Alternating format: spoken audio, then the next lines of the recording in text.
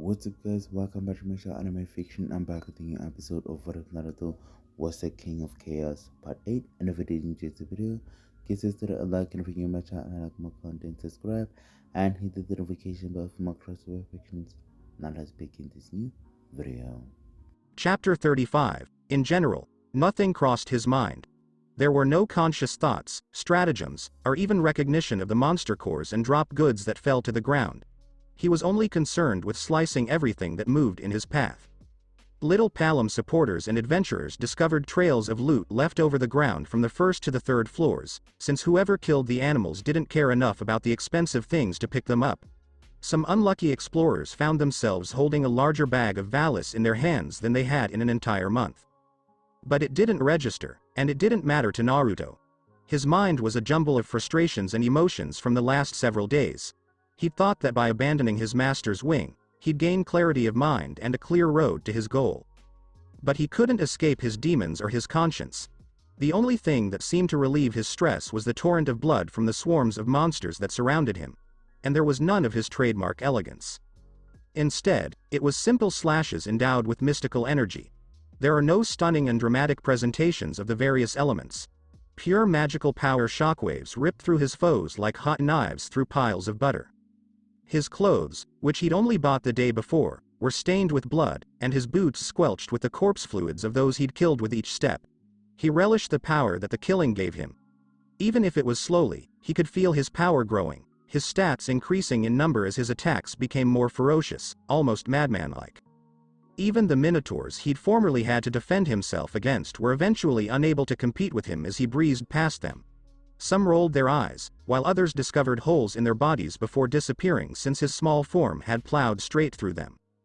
There was no doubt that Naruto was more powerful than the usual adventurer of his level. His body worked differently than the people on this planet.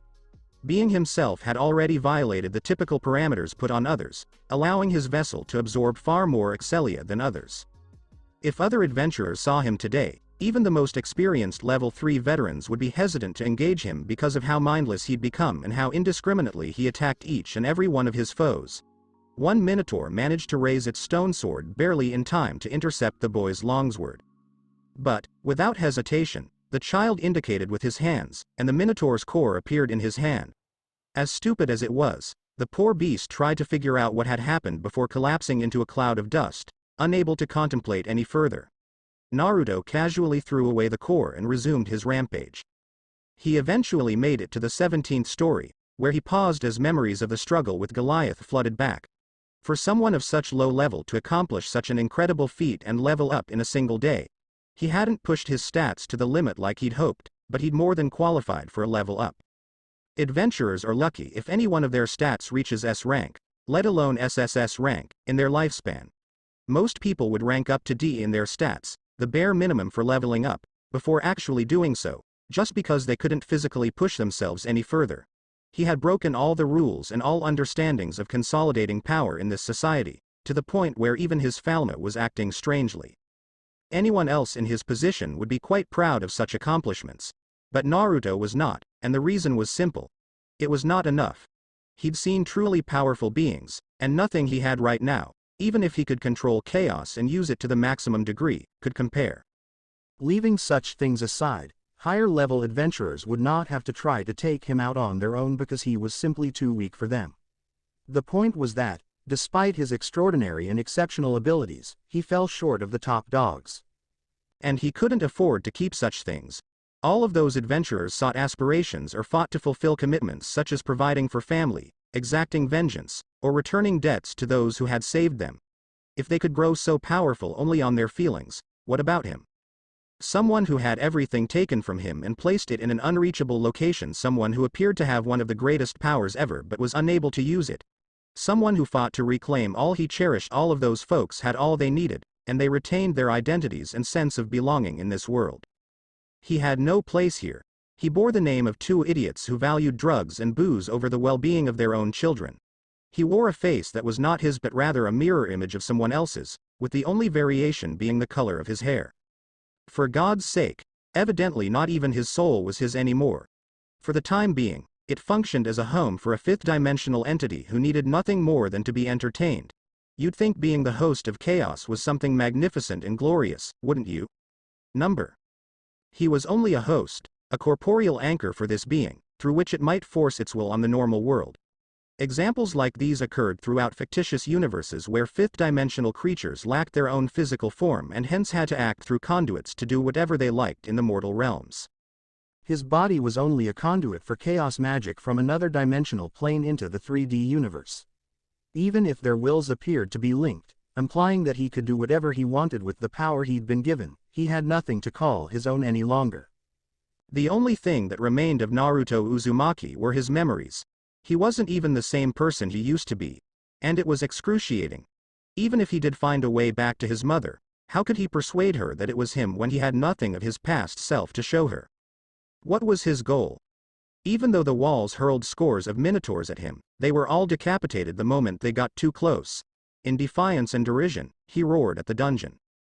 "Come, you filth-ridden crevice on earth, is that all you've got for me?" His voice pierced the dungeon's walls, infused with the authority of chaos, recognized as the progenitor of monsters alongside the mortal races. Unknown to him, his voice traveled throughout its body, all the way down to the Covenant. A groaning sound rippled down the massive corridor, causing the 17th floor to shake and rumble. It was almost as if the dungeon was echoing his feelings and defying this inexplicable power emerging from the youngster. In those moments, whatever constituted the dungeon's sentience recognized the child in its belly as a unique threat and marked him in such a way that the dungeon would undoubtedly remember him. Immediately, the walls blew out, and more minotaurs emerged.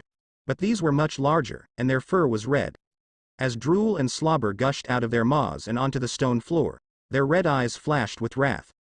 Naruto identified them as variants, monsters of a specific sort that are occasionally stronger than their normal counterparts. He didn't spare any time in charging at them, sword drawn. He fought the first ones and discovered, to his astonishment and delight, that the brute had far more wits and strength than his lesser brethren. This one had decent combat abilities, as did the others who hatched beside him. Naruto spent minutes dancing and darting around them, swinging his longsword earnestly in his palm. And it was during this confrontation that he understood how dependent he had become on Excalibur. The holy sword had a blade that never faded and remained as sharp as the wielder's willpower. With such a weapon in his hands, he never had to worry about it breaking or blunting. But what about with a regular sword like this? He learned the sense of adventure as well as the terror that comes with losing a weapon and one less means of defense. This was reinforced when one of the Minotaur variations landed a particularly well-timed blow against a specific place on the long sword, shattering the blade into bits. Naruto only had a split second to register this before diving forward and digging a fist directly into the monster's stomach. He'd delved deep into the monster's stomach, and the Minotaur coughed up blood as the air was knocked out of him. Another Minotaur, wanting to help his sibling, booted the youngster away. Naruto felt the pain, but it didn't stop him from slipping across the ground.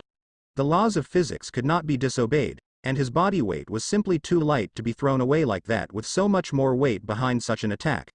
But it wasn't enough to keep him away because, as soon as he stopped, he charged forward again, leapt up, and kneed the beast in the face. From a sword fight to a brawl, he destroyed all of their stone swords with his strength and proceeded to beat the daylights out of them while experiencing an equal level of pain. But the difference was that one side seemed more animal-like right now, and it wasn't the Minotaurs. And, as in the animal kingdom, the one who was more persistent usually prevailed in the end.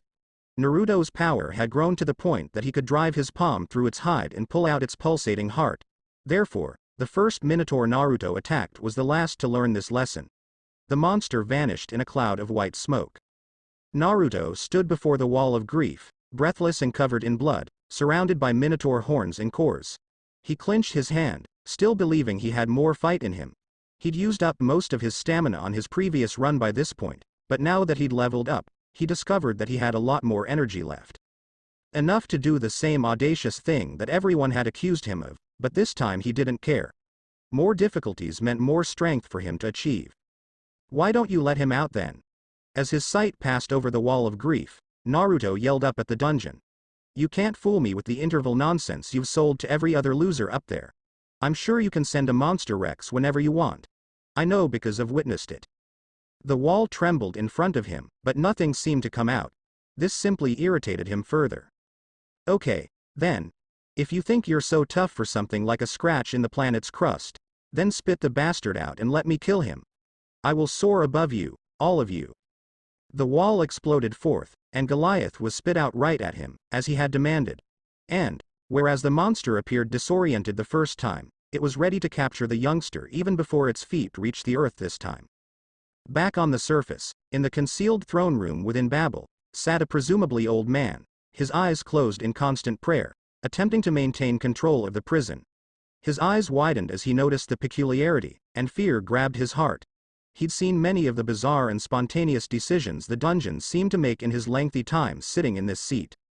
But now he could sense a menacing rage emerging from the dungeon as it grew in power on a certain floor, just as it had done before giving birth to a monster Rex. However, a monster Rex had already sprouted there 2 days earlier and had been slaughtered by a lone adventurer who was quickly growing in popularity as the fastest record breaker in history. It was his misfortune that his hidden and trusted aide was not nearby at the time for him to send down there and investigate. Fells had, unfortunately, taken the communication stones with him on his present job. So Uranus, also known as Uranus the primordial of the sky in one reality and the primordial elder in this reality, was forced to wait until one of his agents arrived so that he could employ them to investigate this phenomenon. Naruto slipped out of its grasp and flew away. He hurled a flame at the beast with his hands outstretched. The magical strike exploded against its flesh, demonstrating that it was more powerful than a grenade. Goliath screamed as the sting of fire burned its back. Naruto charged up another fireball before pausing because, in the midst of the pandemonium of combat and the adrenaline of fighting a boss enemy, he had an epiphany. He thought he'd told Riveria about his vision of fire magic on this floor. He'd informed her that when he envisioned fire, he imagined a campfire using wood as fuel and that the more wood added, the hotter the fire burned. But what if he replaced the wood with something stronger as fuel? What if he instead utilized envision methane? He stated this with his eyes closed, replacing the image of firewood in his mind with a petrol tank. The orange flame in his hand blazed violently to life, turning a pale blue with violet flickers near the top. The sound it made sounded just like a stove, only 1,000 times louder, and he appeared to be holding a blue flamethrower in his hands. The heat accelerated and nearly burned his blindfold off. So science and magic can be intertwined at times. Naruto smiled. He condensed the fire into a blue fireball and hurled it at Goliath. The monster had gotten to his feet by this point and was looking up at him, furious that he was soaring out of its reach. This caused the new fireball to strike him in the chest, and if the previous explosion could be equated to a grenade, the force of the explosion threw Goliath off his feet onto its injured back. When the smoke cleared, it revealed Goliath screaming incoherently as most of its skin was missing from its torso, exposing the muscles, fat, and organs beneath, which were disintegrating apart. Naruto sensed that the spell had consumed a considerably larger portion of his mind pool than a standard fireball. And in keeping with that, he titled it Greater Fireball. Sadistically, he murmured as another one flew from his palm into the hole in Goliath's chest. And in this manner, the child played with the monster Rex for a while before diving bombing Superman style with a punch. He blasted it with melee assaults while flying, weaving, and gliding out of its reach. When Naruto drew too close to the Goliath, it managed to land some of its own, but unlike the last time, Naruto didn't even register the pain as he was overcome with the sensation of adrenaline, and although he knew he was tiring, he didn't let that discourage him as he continued to dish out as many as he could. He appeared at Loki's bedroom door a few hours later, and she opened it only to be startled by his sight. Naruto. What occurred? I went into the dungeon and killed a bunch of monsters. What do you think happened? As he entered her room, he remarked. He took out the stool, whipped off his upper garments, and displayed his scarred back to her without even waiting for her to respond. She reluctantly selected a pin from her drawer and went through her customary routine of changing his status. Her eyes widened as the flow of excelia communicated the outlines of what had occurred below. Numb, she stuck a piece of parchment to his back, unable to form phrases as the maelstrom of emotions he'd been experiencing descended on her. Anger, grief, hatred, despair, longing, nostalgia, and yearning were all thrown at her. He pulled the paper from her grasp and gazed intently at the statistics. He nodded firmly, taking in his progress. While it didn't compare to his progress in his initial status update, it was nonetheless encouraging. He firmly conveyed this to Loki. I'm not going to level up until all of these are at least S rank. If I can get it to SSS rank, I will do it, but I will not level up in anything else. But Naruto. What? You can feel how important it is to me, Loki, he stated. He then appealed to her in a softer tone of voice. Please, Loki, just help me with this. She gaped at him, noticing the identical crack in him that she'd noticed the night before. The barrage of negative feelings that had hit her informed her of one thing for certain above all else. The guy before had been built on a foundation of agony and despair, both physically and emotionally. It was an ice situation all over again, but based on the stormy feelings she'd just experienced, the obsession with power looked a lot worse. Yet, inside that desire for power, there was a measure of caution and a sense of reason underlying his acts. Unsuitable and counterintuitive to the norm, to the point where her mind was racing. And in that state of mind, she could only agree to his request as she struggled to wrap her head around it all. Naruto tightened his grip on the paper and whispered a polite thank you before leaving the status sheet with her. Loki had a habit of collecting and preserving prospective adventurers' status papers, and she'd already put his last 2 in one of her drawers. Naruto marched down the manor's hallway, past many of his fellow adventurers in his family, to whom he hardly paid attention yet was not missed by any of them. With his jaw tightened, hands clenched, teeth gritted, and heart steadfast, he made one vow that he projected up to heaven itself. No matter what happens, no matter what obstacles come between me and my goal, I will have my trip, and I will finish it. Naruto Uzumaki, level 2 STR, 10 to 113 H. End. 10 to 127 H Dex, 10 to 31 IAGI, 10 to 104 H Mag, 10 to 258 G. Skills. Xenia Chaoses, Overdraft, 4 weeks later.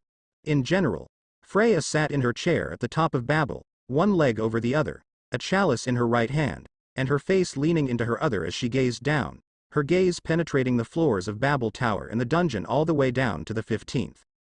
She'd discovered that her favorite hobby these days was constantly examining Naruto Uzumaki's dazzling soul, much like anyone else might love watching a bonfire. The lovely light in his spirit burned brighter than she'd ever seen it before, and it grew larger as the boy's power grew stronger. She discovered an odd sense of clarity and peace of mind in the cloud of wonder and excitement at such liveliness. Usually. However, this was not the case recently. Whereas she would ordinarily lean into her hand and stare dreamily at the infant, her face was suddenly filled with an emotion that was difficult to read. It resembled the expression of someone on the verge of expressing disgust, just before the tipping point. Her fanatical family, as well as the whole of Orario, were well aware of the boy's presence by this point. Among the gods, he was simply known as the minstrel, but among adventurers, he was known as record breaker, or black newbie, owing to the boy's penchant for wearing black. Her children had immediately picked up on her not-so-subtle crush on him, and she had no question in her mind that they were baring their fangs at him, looking for any opportunity to pounce on him and treat him with as much hate as they could dole out. That was just the way her family was. She assumed it was because she was so invested in him that they hadn't done anything, and possibly because Otter was maintaining a tight grip on them, as he always did when she set her sights on someone. Not that she had lost interest in Naruto at this time, but she had recently discovered that she was not as impressed as she had been at first. The boy's power was still growing, and she'd wager he'd risen quite a bit in the last several weeks, given how fiercely his soul burned. The nature of the silver spark in the boy's spirit, however, irritated her. It had previously been a regulated fire that raged with heat and passion, as well as a firm foundation and a constant flicker. But now the single flame grew to enormous proportions before splitting into numerous flames, which would then recombine. It jerked from side to side and seemed to grow out of control. Passion, ambition, lust, and a desire for power had totally taken over, to the point where the lad had abandoned his sense of self-preservation and integrity in exchange for a steady income of development and power. Simply put, the boy was insane. She'd watched as he launched himself into hordes of monsters, unconcerned about being run through by their weapons, claws, teeth, horns, and so on. He'd gotten to the point where he didn't care about pain. Instead, he fought on, purposely inflicting additional damage on himself as he cast elemental spells, occasionally catching himself in the blast as well. She couldn't count how many times he'd burned himself with the pale blue fire he discovered or shocked himself with lightning to keep himself from falling to mine zero. Just a week ago, Goliath's spawn time came around again, and it went around that the Estrella Familia intended to take it down this time. But by the time they came to the 17th floor, it was already dead, with its spawn region charred and burned. The boy's reckless use of fire had earned him the moniker, Mad Arsonist, among lower-level adventurers. Freya couldn't figure out what had changed so rapidly in the boy's attitude that he'd lost self-control. His erratic mood swings gave him a very chaotic demeanor. One thing she did know was that this change was triggered by what he said the night he sang at Ganesha's party. Freya had never heard so much emotion beneath a song's words or the thrumming of a piano's keys. His flame had also burned brightly at the moment, though in a different way that was not blinding. It was like a flame that was burning as much as it could to extend its life before snuffing out.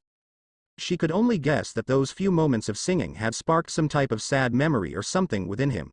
Usually, this is the case. Mortals tended to take practically everything personally, perhaps as a result of their brief lives. Whatever it was, the effect it had on his current state of soul was something she was not pleased with. Her thoughts wandered quickly to the temporary water figurine of the odd woman he'd produced on the night of the party. Her gaze was drawn to the table beside her, which held the wine bottle and the ice figurine of her that Naruto had given her. She lifted it up for the 100th time and inspected it from every aspect, taking in the pure artwork. Despite the fact that it had not melted, it was still frigid to the touch. Somehow, the youngster had wonderfully captured her beauty, and she'd noticed her children admiring it, both envious of the one who made it and desirous of it because of who it showed. It was just that good. Whereas she would ordinarily look at it wistfully, she now grimaced slightly. The artistry of this masterwork and the impression it left were unsuitable for the unbalanced soul down there skinning a liger fang alive. It was something she wanted to change, even if the Loki family was doing nothing to stop it. That boy only seems to grow and grow in might, Otter. She spoke without looking at the man who stood behind her. He acknowledged it with a hum. But I find myself dissatisfied with his progress. Why is that, my lady? Otter inquired gently. For all he achieves and for how fast he grows. Freya clutched the figurine closely. He has gone insane with a desire for strength. And, as his body grows stronger, his mind appears to be weakening. A dangerous sentiment to himself and his companions. Otter stated this. Indeed. Freya replaced the figurine on the table. And while it is tempting to see whether or not that fragility of his conscience could be used to bring him under my banner, where would be the fun in that? She leaned forward on her raised knee, sipping slowly in an attempt to savor the wine. You would obtain a broken puppet, not a powerful asset. Indeed. I'd be really sad if he turned out like the others, but I'm confident he's better than that. After all, he is still a child, or so he would like everyone to believe. Freya stated it in a strange tone. My apologies, mistress, but I'm not sure I follow. Otter was perplexed. Freya shook her head. Otter, dear, I was once the arbiter of souls. Hundreds of millions of years of constantly seeing and judging souls who have passed on to the next life teach you how to recognize certain characteristics in them. And I've been keeping a close eye on Naruto down there. Freya leaned back and shut her eyes. But that is not a topic for discussion here, Otter. For the time being, I have a task for you. Anything at all, Lady Freya. I believe now is the time to put him to the test. And, while you're about it, I hope you can help bring him back to his senses and show him that he can't afford to be careless in the dungeon. As you wish. Otter bowed his head. You will be waiting for me on the 18th floor. He usually goes there to freshen up before returning to the surface. I'd like to see the two of you fight there. Otter, make sure you don't treat him like other rookies. After all, you're one of the people who is most aware that he isn't what he appears to be. Of course. And one more thing. Yes. Freya grinned. In all of his lone dungeon runs, he has yet to show that ominous form of his that he used against Goliath the first time they clashed. Take it so far that Otter is obliged to utilize it. Allow him to go only when he has finished. I'd like to see more of what it's capable of. And when it's all done, tell him. Naruto slashed ferociously at the old man, his short arm becoming a whirling blur as even the makeshift blade in his hands began to fade out of sight with the pace of the boy's strikes. Noir expertly spun his own blade, relying on technique rather than superior strength as he deflected and fended off each of Naruto's volleys. He obviously returned some of his own in order to put pressure on the child. But, as he'd discovered since their first training session, the child thrived under pressure. Despite this, Naruto's remarkable adaptability fell short in comparison to the veteran's experience, and he quickly found himself disarmed with Noir's hilt slammed into the back of his head. The lad stumbled across the grass patch, losing control of his weapon as his head rang and throbbed in pain. For a brief while, Naruto heard whistling in his ears, forcing him to crouch and grasp his head while gritting his teeth to relieve the pain. That didn't mean he'd let down his guard. His last few weeks in the dungeon had taught him a thing or two about sneak assaults from unexpected areas, and he took the time to fully employ his mastery over threat. So he felt Noir surge forward, his blade poised, as if to run him through. Naruto flipped off his feet and shot a rock shot at him while in midair, just as level 4 managed to skewer him. It was the name of what was essentially a spell that was given the moniker, Stone Bullet, much too often. Naruto didn't want to use a tired name, so he made one up. The projectile was aimed at Noir's face, but he quickly dodged it. However, his sword attack was destroyed. So he decided to take advantage of his superior speed and smack Naruto in the face before he could land. Naruto wanted to backflip in the air before falling on his back, but the air knocked him out. The chill of Noir's sword on his neck signaled the end of the duel. Naruto flopped himself back a little more and sighed. Another loss to me, it would seem. Given how much more time I've spent at this than you have, young'un, Noir replied as he drew his blade. However, you've improved. However, how many times have I stated that the employment of magic is prohibited? I can't help myself, Noir. I learned to be a battle mage. Therefore, I fight with both weapons and magic. Well, I'm training you to improve your sword skills. If you wish to learn magic, I recommend you go to Riveria. Please don't say anything like that. She's really pushed me to go to those magic classes she holds with her. Oh? Noir raised an eyebrow as he assisted Naruto in getting up. And why have you not gone? Because of those elves. Naruto mumbled angrily. I can practically hear the derogatory thoughts rolling around behind their eyes every time they look at me. And why would they be doing that? Isn't it self-evident? I'm a human who is not subject to the conventional constraints of magical law. Add in the fact that I can create any element, and Riveria has shown a lot of interest in me due to the nature of my magic, and it doesn't take a genius to figure out they're all jealous. Noir shook his head and closed his eyes. I think you're overthinking it, son. My instincts never lie. Wagging his finger, Naruto said. Noir simply nodded, realizing that this conversation was coming to an end. By the way, why haven't you used that special sword of yours in any of our spars, huh? You've broken so many in the last 3 weeks that it's a good thing they're all antique antiquities that no one wants in the warehouse. Otherwise, every penny you've earned thus far would be used to restock those weapons. Naruto made a shaky motion with his head. I don't want to take Excalibur out for a while.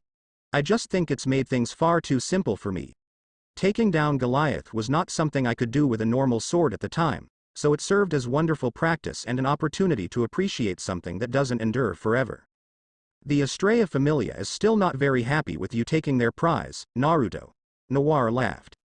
Well, I was there first, so I claimed it. Simple as it gets. Naruto brushed it aside.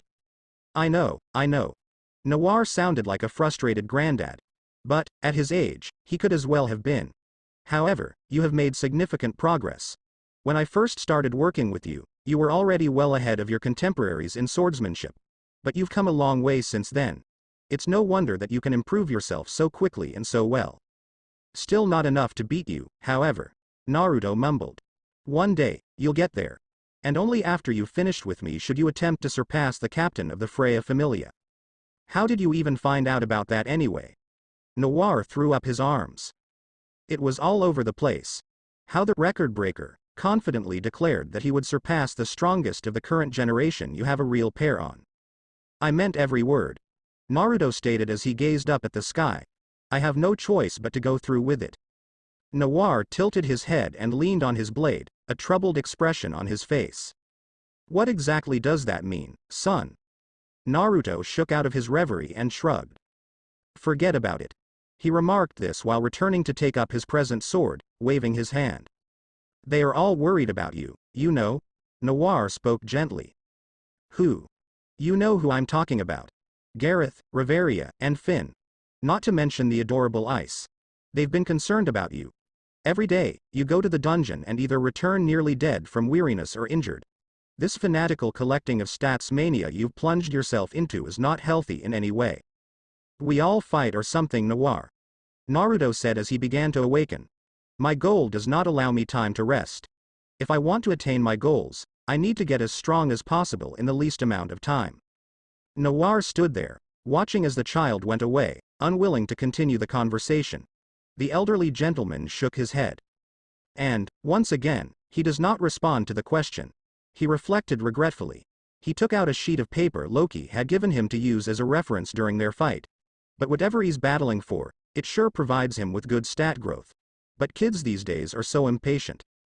Naruto Uzumaki level 2 STR 113H 608C and 127H 598D. Dex 31I 347 FAGI 104H 600D Mag 258G 612C. Skills: Xenia Chaos's Overdraft, Naruto's point of view. The tensions around me were palpable.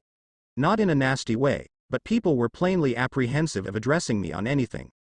Even the executives seemed to avoid asking me questions, despite the fact that I returned home every day drenched in monster blood and with my arms sagging from tiredness. Life went on as usual, but everyone was on edge. Even I made no attempt to conceal my activities or abilities in the dungeon anymore. I simply couldn't care anymore. If I saw a monster, it was going to die, regardless of who or what was around. Even the smallest amount of Excelia contributed to my overall goal. And, for the most part, it appeared to work. I was already halfway through the prerequisites I set for myself to level up. But I was starting to see the challenges of doing so. After 3 weeks of intense grinding, my stats had risen significantly, but I was starting to slow down. In exchange for the ease with which I could kill creatures thanks to the hunter ability, it was becoming more difficult to advance my levels. I still had some trouble getting to the 17th floor. Having hordes of minotaurs and liger fangs jump on me puts a burden on my physique, although not as much as before. It was becoming evident that the difficulty would soon pass, and the intermediate floors would no longer be appropriate for me, necessitating a far more difficult challenge if I wished to level up. I hadn't gone past the 18th floor's safe zone. I'd go there after my dungeon run to wash my hands or have a quick nap under the trees before making my way back up. Those were the only times in the dungeon when I could rest. The 18th level truly lived up to its billing. The forest floor was a tenth of Aurario's size, but it was still rather huge, and the artificial light generated by the crystals overhead provided a weird sense of serenity. Although I made no attempt to explore Riveria, it was the ideal place to sleep off the murderous haze. I figured it was just not my time yet, and going beyond the 18th floor meant I'd have to stay in the dungeon overnight before returning to the surface. The time it took to cross the floors, even via flight, demonstrated that it was far too long. If I wanted to get to the lower floors, I had to make things to bring with me into the dungeon to ensure my survival. Even though I could fling everything into my hammer space, the executives had their eyes on me, and I doubted they'd let me try anything like that anytime soon. However, what other option do I have? I might as well not be moving forward at all. As I sat up in bed, I was exasperated. Speaking of the hammer space, I'd finally gotten off my backside and moved my items out of there and into the room. There were a few chests full of personal items I'd taken from Valorant. A few tables had been strategically placed around the room, each carrying a different item for a different function, such as a middling alchemy kit and a writing table. I'd also put a unique anvil I had in the farthest corner of the bed, as well as a chest that was secured in 3 different places, with the keys stashed in my inventory. The reason behind this was that it contained valuable metals and other materials that could not be found anywhere else on the globe. The armor I'd purchased was on a stand in the corner opposite me. The gadget appeared to be beginning to wear out. It had taken a lot of hammering from monsters, notably the stone swords of the minotaurs and the shells of hard armors, or the fists of orcs and those enormous monkeys, for me to fight so fiercely in it. One of the tables included some of my own weapons, which I'd crafted while still living in Valorant. I'd tried to reproduce sacred treasures, but I simply didn't have the expertise necessary to pull them out. The best I'd gotten so far was a single dagger. A dagger, indeed. That would be the major item I'd have to show whoever Gareth's blacksmith contact was. Whoever they were, they appeared to be pretty busy, since it had taken them 3 weeks to write a letter back to him with the specified time they were available to meet me. I was holding it right now, and the address I needed to meet them at was, predictably, the Hephaestus Familia workplace. The employment was very different from the stores in Babel. Babel was simply a marketplace where crimson-haired goddess smiths might sell their wares if they were deemed worthy. Those who did not make it to that point were generally either smiths supporting other adventurer teams or dungeon divers for Hephaestus. They also had the option of selling to smaller businesses throughout the city. Alternatively, they went to work. This was essentially a series of smithies located in the city's east, where the smiths toiled to create or repair equipment in vast supply for adventurers from various families. And it was the location I assumed served as the Hephaestus group's headquarters. It's not surprising that Gareth's contact was there. My foot brushed up against something I'd left on the floor as I stood up. Leaning forward to see what it was, I was shocked to discover a book lying there that I was familiar with. I'd set up a small shelf by my bedside, a large bed, too, that held some books I'd purchased from the guild and those I'd brought over from Valoran. They were usually booklets with monster information and maps of the many dungeon floors. Then there were several on the various mortal species cultures and histories. Then there were a few narrative books I'd borrowed from the Familia library, or what passed for the Manor's library. It was just a small room filled with books about magic and the like. Needless to say, Riveria and any elf she was directing in magical studies frequented it on occasion. However, there were a few works on old legends. One in particular was the story of the Argonaut, a young boy who aspired to be a hero and was widely regarded as the person who launched the Age of Heroes over a millennium ago. I took it just to gain some insight into the famous rabbit-looking protagonist's previous life, and I almost laughed at the irony of Argonaut's struggle with a minotaur, using a magic sword forged by the first Krazo, and the boy's great achievement of saving Lacreos as well as its then princess, who I knew to be Ice's previous incarnation. When I realized how many of these renowned persons were actually the former lives of canon's primary characters, my mind raced. Fate appeared to have a great sense of humor. But it was the book in particular that I scolded myself over as I swiftly grabbed it up and threw it in my hammer space, recognizing that I must have fallen asleep with it on the floor the night before. It was a book that no one, including the gods, could ever find. And, despite the fact that it was written in English from Earth, I was confident that people from this world would be able to interpret its meaning because coin characters shared some striking similarities with English ones. It was an encyclopedia of every mythological god who had ever been on Earth, with the same names as those here. And, while I was mostly convinced that most of the things presented there did not occur in the Danmachi verse, I couldn't risk any of them discovering I possessed such a thing.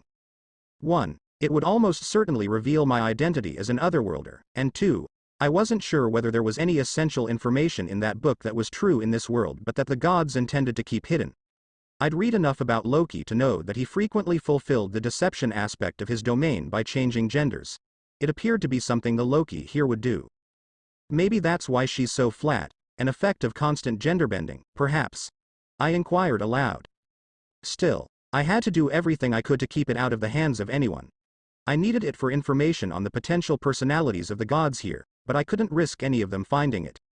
After having had enough of my idiocy for the day, I stood up and collected a leather bag from one of the desks. Before putting on my cloak and bringing up the hood, I loaded it with the weapons I planned to show the smith as proof of my proficiency in basic forging. While the hood was unnecessary, it accomplished its function by deflecting any queries or excuses to stop from passers-by as I drove by. And, while I was aware of how much I resembled a certain icon whenever I used force lightning, I can honestly tell I felt strangely more at ease dressed that way. I closed my door when I left the room since I didn't want any pranksters or inquisitive parkers searching through my belongings when I wasn't there.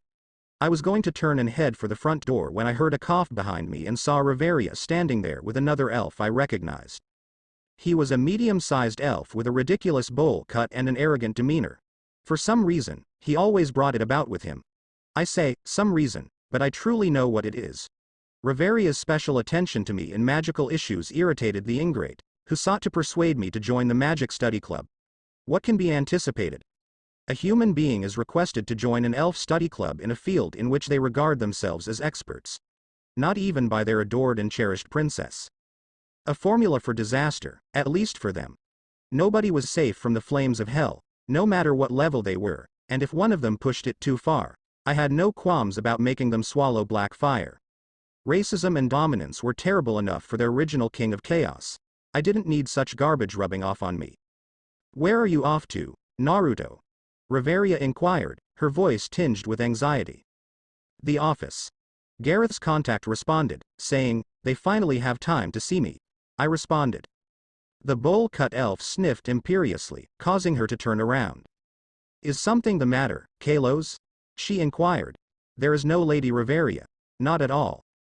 Are you sure? She received a thumbs up. Okay then. She returned her attention to me.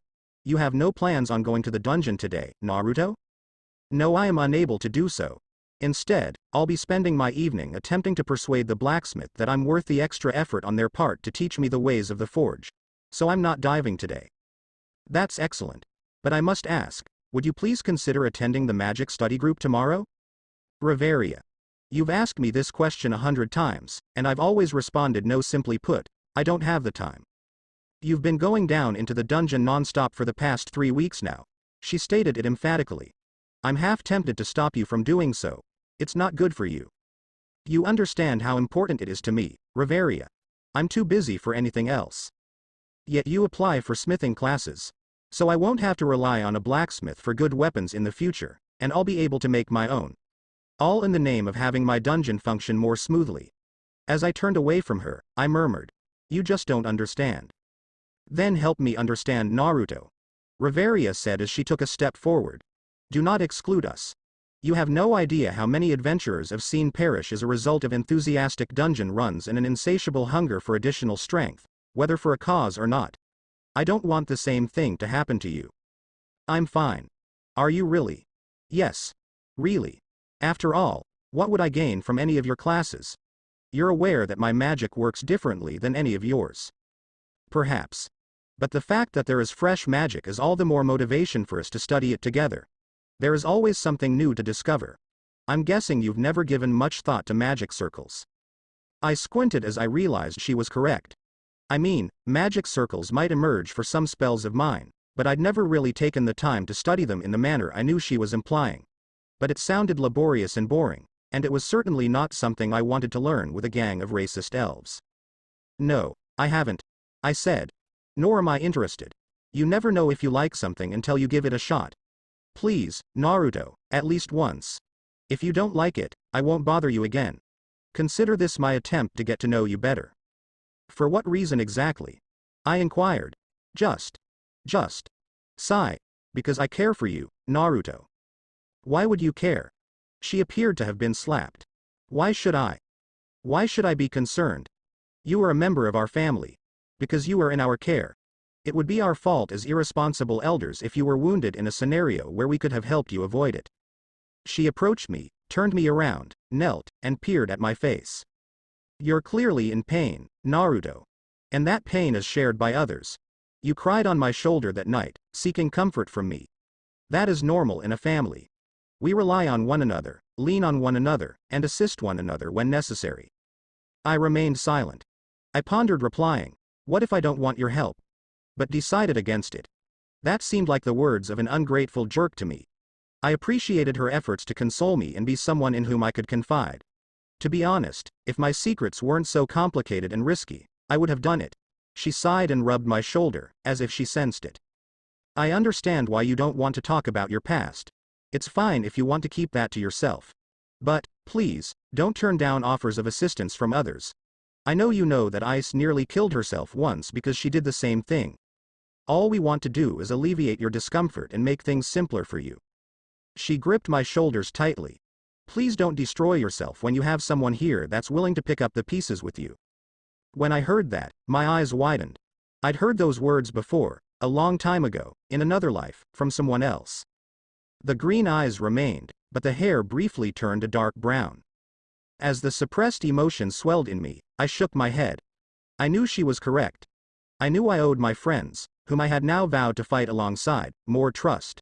But if the truth about who I was ever leaked out, that trust could be used against me. Worse, they would almost certainly be harmed as well. I could handle bearing the brunt of the repercussions, but I couldn't stomach making others suffer for it as well. Still, I needed to find a way to make her happy. Fine. I let out a sigh. I'll be at the study group tomorrow. But if I discover that I don't enjoy it, I will stop going. Is that right? Riveria looked at me for a few more moments before heaving a sigh of relief. Yes, that is fair enough. She spoke in a much quieter tone. I have to leave right now, I said. Yes, please. I wouldn't want you to be late on my account. In the same calm tone of voice, she said. "I'll be taking my leave then," I remarked as I stepped out of her grasp and up the stairs. Feeling a little terrible as I used chaos vision to observe her standing there, a little downcast, I thought it wouldn't be in my best interest to leave things alone like this. "Riveria?" I asked, returning my gaze to her. Thank you so much. I truly believe it." Her eyes expanded, and she brightened somewhat. "You all took me in when I had nowhere else to turn. And you took the time to supervise my first dungeon run before assisting me in escaping alive despite my own folly. I owe you more than anyone else here, and I am truly grateful." I returned my gaze to the stairwell. However, some things are better left unsaid. We all have stuff we'd like the world to not know about. I'm not any different, and I'm confident you're not either. Please, consider that. I will do everything in my power to make significant contributions to our family throughout my time here, but my goals will remain constant. Nobody will get in the way of my trip. A man, an elf, a beastman, a spirit, or a god, I will not let anyone stand in my way of achieving my goal. Then. That is all I can ask from you, she stated. I wish you all the luck in the world on your objectives, Naruto, whatever they may be. I nodded and walked away, feeling a little better about myself. Riveria was a naturally nice person who was always concerned about the well-being of her family, especially the youngest members. She was a woman of high position and standing in her community, with nothing left to seek. Despite having riches, fame, and success at her fingertips, she chose to leave, if only to pursue her dream of becoming an adventurer. And she didn't carry any of her attitude with her. Instead, unlike the bastards who used to surround her as a princess, she focused on assisting anyone who needed it and made every effort to do so. What kind of person would I be if I spit on that generosity and concern with a sour attitude? What, more significantly, would my mother have said? I know Mom would not have been pleased with me. Even if I were the king of chaos, the heir to power that even the deities of this realm could only dream of, that didn't mean my principles had vanished. Well, I suppose I had no morality to keep me from decapitating certain individuals, but Riveria did not deserve it. I may not be an all-around wonderful person, but I certainly did not try to be a horrible one. In general, I don't understand why you waste your time on that human, Lady Riveria. Despite his comments, it is quite evident that he does not appreciate your generous invitation to our circle. Kalos snorted. Riveria straightened up and followed Naruto. That boy may very well be the greatest mage to ever walk the lower realm, Kalos, she stated. His talent and ways about magic speak of potential even greater than my own. Are you sure you're serious? Of all things, a human? She gave him a cold stare. A human, yes. And if you don't tone down your hatred for our motherland, you can find yourself on the receiving end of his wrath. If anything, Naruto does not strike me as the type to appreciate that. Riveria spoke as a vision of dark, black flames radiating painful heat flashed across her thoughts. I continue to believe it's a waste of time, my lady. You cannot help those who refuse to be helped. Perhaps. Even the strongest of us, though, cannot bear the weight of a sad heart on our own. Even if he does not confide in me as others have, I will make every effort to help him become the best version of himself that he can be. This includes teaching him how to use magic circles to expand his spell range and make his strikes more potent. For once, the High Elf was looking forward to the study group she led. Naruto's point of view. I arrived at the Hephaestus workplace approximately a half-hour later. Going by plane would have been more convenient, but it was not a good time to do it because there were so many people around. The only reason I did it when Riveria took me to the dungeon was that it was early in the morning and the streets were mostly deserted. Wouldn't you be startled if someone suddenly flew above you? As a result, I had to walk there. I could have ridden in one of the carts. You could apparently hitch a ride on a cart if it happened to be traveling to the same destination as you were, provided you compensated the driver, of course. But, as I soon learned, I was stingy with my money and didn't have the time to negotiate over the cost of a journey. I made my way over to the gates, passing past the walls surrounding the series of buildings that obviously appeared like a slew of forges, and was met by 2 guards standing there. As I approached, one stood straight up and gave me a cautious look. Got any proper business to be here for, lad? He inquired, his voice tired and rough. I couldn't imagine the life of a security guard being particularly fascinating. However, I had a nagging doubt, which I confirmed by inspecting his back with chaos vision. Another chaos power bestowed upon me, I could see whatever I wanted to see, regardless of where I was standing or if what I wanted to see was obscured by an angle or otherwise out of place. Even if a fauna was kept up, I could still view it if I wanted to. That's how I knew the top 3 executives were on the verge of reaching level 6. I'm guessing they needed a big win or something to drive them over the edge. And, based on his stats, this man was a lower tier level 2. Even though my numbers were higher than his, I was definitely stronger than him even when I was level 1. That was the benefit of breaking my mortal parameters before even receiving a fauna. So, while I was officially a level 2, I was theoretically a level 3 if you added my previous achievements before joining the Loki Familia. Although I was now learning the ups and downs of that knowledge, the normal stat limit for adventurers in this area was 999. Going beyond that was them exceeding the restriction, whereas my apparent limit was 1500. That meant that if I maxed out my stats every time I leveled up, I'd have 500 more stat points than the bulk of adventurers could in each stat. As a result, breaking my limit would be more difficult.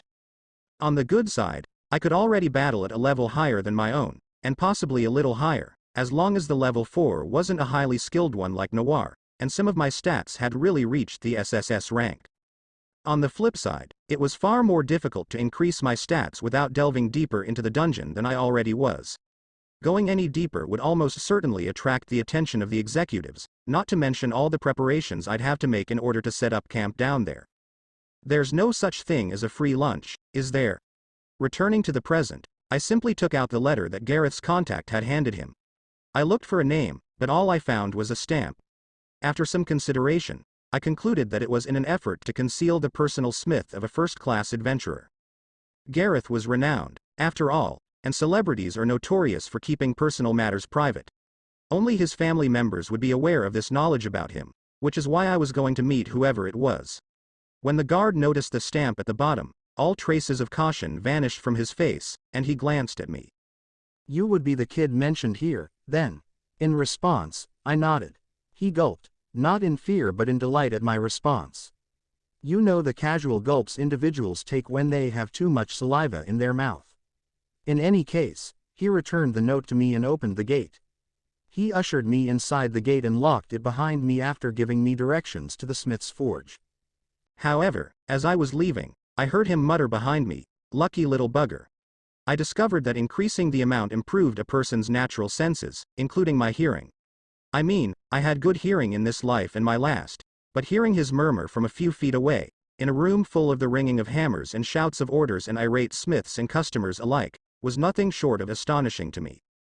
I continued on, following the smith's instructions. I observed that the path I was on was a little larger than the others I was viewing, and it had more people gathering on it. It flew over my mind till I arrived at the location I was certain was Gareth's contacts. The door seemed to be more ornate than the others, so I banged on it firmly, hoping that the sound would reach the person inside above the obvious hammering of a hammer I could hear inside. "Come in." A woman's voice spoke up, sounding strangely heavy and strangely familiar. I shoved the door open and stepped into a burning, hot forge that would have been a touch unnerving if I hadn't been in a forge previously and if I hadn't a natural resilience to fire thanks to my ability to manipulate it. The sight of a dark-skinned woman with an eye patch over her left eye greeted me. She was dressed in sandals and a scarlet hakama, with bandages securely wrapped around her very well-endowed chest. Sweat cascading down her skin gleamed in the sunlight coming through a window, illuminating the figure bent over an anvil, bashing away at a slab of metal. I came to a halt since I had not expected to meet this gentleman, who now made sense as to why he seemed so familiar. Is it any surprise, then, that I'd be taken off guard by who I was staring at? Aside from Hephaestus herself and Welf, I wasn't sure if he was still in Orario at this point. Captain of the Hephaestus Familia, Tsubaki Kalbrandi, and, as if fate were laughing at me, I noticed the red-headed goddess herself sitting at a table just beyond her captain. My head did a backflip for a second as both women glanced up from whatever they were doing to meet me. Trope, trope, trope. In general. I'm not that hideous now, am I? Tsubaki laughed as he stood motionless, not even closing the door behind him. Although I can't really imagine if you would be able to see thanks to you supposedly being blind and all, especially with that blindfold on. I can see just fine. Naruto responded as he shut the door behind him, shutting out much of the noise behind him as he tried to focus on what was happening in front of him. Am I in the right place? Why would you not be? Tsubaki inquired. Because I asked Gareth if he knew of a blacksmith I could apprentice under, and he said he did. I had no idea they were the captains of Orario's chief smithing family, Naruto stated. Hephaestus covered her mouth with her fingers and giggled slightly as she mockingly smiled at him. Don't get ahead of yourself, little minstrel, she stated. I doubt you have the skill level to be considered for an apprenticeship under my captain here. She is merely there to test your ability level and choose which smith will be your tutor. I'm actually surprised the Hephaestus family would consider teaching somebody from a different family. Naruto remarked this as he walked forward and set his luggage on the table. We've always had good blood with Lil, old Loki. Tsubaki replied as she rose up and laid down her hammer. Besides, it's not like we'd be teaching you something important like how to transfer a Durandal attribute to a weapon. We're merely here to show you how to create guns of higher quality than the conventional grade. I think that's okay, because I didn't come here to study anything like what you described. I came here for assistance with something different. Naruto bowed slightly and placed his hand on his chest. Hello, my name is Naruto Uzumaki. I am the newest Loki Familia member. My friends call me Naruto, but you can name me whatever you like. Very well, Naruto. Hephaestus spoke up. My name is Hephaestus, as you may already know. I am the Hephaestus Familia's patron goddess, and this is my captain, Tsubaki. It's a fascinating time to meet Loki's little minstrel and record breaker. Is it true you sang so well that the gods cried? I wish I could be there just once. Tsubaki remarked with her fists on her hips. The singing was a result of a bit of an internal crisis. Naruto stated it unequivocally. Don't expect anything similar anytime soon. A shame. Hephaestus shook her head and closed her one visible eye. Anyway, you said you needed assistance with something else. Could you please explain? Yes. Would you please take a look at these? Naruto remarked on this as he pulled 2 daggers from his bag and handed one to each of the 2 women. Hephaestus only glanced at it, but Tsubaki seemed to take a more practical approach. She swung the blade around before biting down with her teeth. Is this made of steel? Tsubaki inquired, a little taken aback. Yes. How did you make this? By melting iron in an open furnace in the presence of a good bit of air and clumps of coke, he responded. Well, I have to say that these are very well made. As she held it aloft, Hephaestus exclaimed. This is the kind of work you'd expect from a good blacksmith. You could do business with something like this even if you didn't want to become a high-end blacksmith. I consider these failed creations, though, Naruto stated. The 2 women looked at him blankly. What do you mean, kid? Tsubaki explained. I mean, our smiths could do better, but these are still good daggers. What exactly were you hoping to achieve? This. Naruto stated as he drew out another blade that, unlike the steel ones, was much lighter, pearl-like, nearly pure white in color, and yet was finely crafted. He tossed it over the table, and Hephaestus grabbed it before Tsubaki could. She looked at the blade again, her single eyeball bouncing over the jagged edges, a look of bewilderment on her face. What is this? She half yelled. What's up, Hephaestos? Tsubaki stated, her face expressionless. The redhead woman leaned over the table, shaking the dagger violently in front of him. Did you make this? She inquired of Naruto. Yes, under some careful guidance, he answered gently. Hefe. What's going on? Tsubaki inquired, worried about her goddess' reaction. Take a look for yourself, Tsubaki. As she passed it over, Hephaestus said. The half-dwarf took it from her and examined it, trying to figure out what was so exciting about it. Tsubaki's eyes widened slightly after a minute of examination. Is this a magical weapon? Tsubaki inquired tentatively. It is. With a half-proud smile, Naruto said, but that is not what is making your goddess so excited. No? So, what is it? Tsubaki cocked an ear toward Hephaestus. Tsubaki. How could you not notice? It's constructed of a metal I've never seen before. The captain's eyes widened as she fixed her gaze on the youngster, who just nodded in response to the goddess's words. What's the meaning of this? Hephaestus sked with delight. Where did you get this metal from? And here is where I actually aim to conduct another thing I wish to do with you. Naruto smiled and said. And that would be? Tsubaki inquired. Aside from my blacksmithing classes? Business. Yes. I am the only one who knows where to find this metal. Furthermore, I'm the only one who knows how to mold it right now. Naruto stated. I am willing to negotiate an appropriate price for the knowledge of this metal. Tsubaki and Hephaestus exchanged a glance. They'd only anticipated a child to show up and demonstrate the abilities he'd claimed to already have. Instead, he'd arrived with a supernatural dagger fashioned from a metal they'd never seen before. Only the goddess knew the true value of the metal. It competed with mithril, which was hard to come by. On the one hand, she was overjoyed that this naive youth was nearly prepared to share the key to how he acquired such a precious gem at a sum he seemed to feel she could afford. For God's sake, she was a smithing goddess. And she'd never seen anything like this metal before. That alone increased the metal's value. But another part of her sensed that the youngster was hiding something or that he was playing at something. The instinctive part of her that had formed over centuries of business advised her to tread lightly on this matter before entering into any deal with him. "Would you at least tell us about this metal and its properties?" she inquired. He gave a nod. "Certainly. To begin with, its name is simply Moonlight. To be continued."